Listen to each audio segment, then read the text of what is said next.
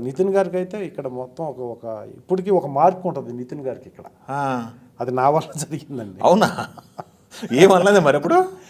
ఏమనలేదండి.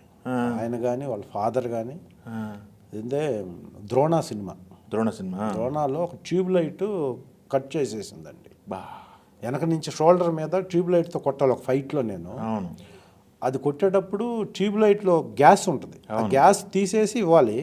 Last short అయిపోతుందని చెప్పేసి gas ఏం కాదని నితిన్ గారే ఫోర్స్ చేశారు. ఏం కాదన్నా కొట్టేసి అయిపోద్ది, షార్ట్ అయిపోతే ప్యాకప్ చెప్పేస్తామని. కొట్టాను, నా చేతిలో పగిలిపోయింది ట్యూబు.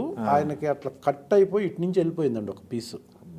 కట్ ఇలా ఇలా వంగితే మొత్తం బ్లడ్ అండి. మొత్తం అంతా దాదాపు 20 days షూటింగ్ లేదండి. తర్వాత షెడ్యూల్ రన్నింగ్ షెడ్యూల్ ఆగిపోయింది.